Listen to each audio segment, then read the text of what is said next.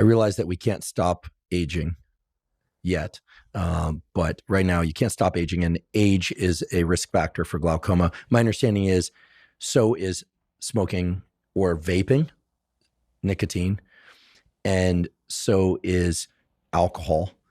And by that reasoning, should people strive to drink less and smoke less, including vaping nicotine less, if they are concerned about glaucoma? Yeah.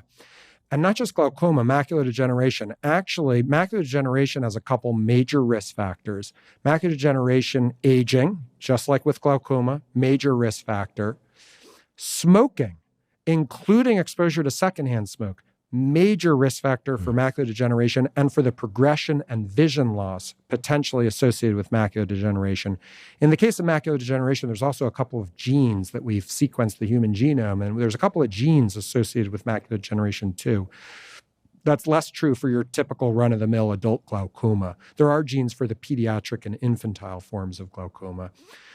So yeah, smoking 100%, including vaping, it's a no-no for your eyes, just like it's a no-no for the rest of your body. And it's tough as the eye doctor to have these conversations with patients because you kind of feel like, well, they must know it already. And I'm trying to be the good guy in the room with the patient, convince them to use their other medications. But it's important for us also as eye care providers to reinforce the message with our patients. Hey, smoking, terrible idea.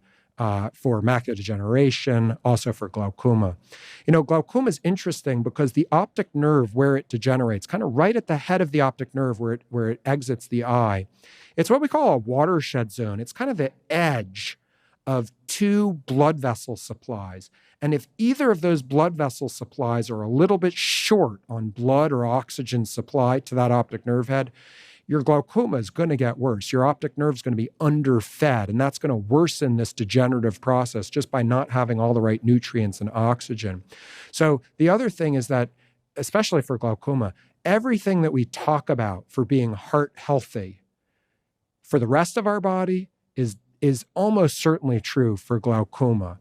And so I also always counsel glaucoma patients. It's not just no smoking, but eat healthy, have a multivitamin, get some exercise. All those things that are good for your cardiovascular system are going to be good for your eyes in general, and in particular, if you have glaucoma or are at risk, high risk for glaucoma.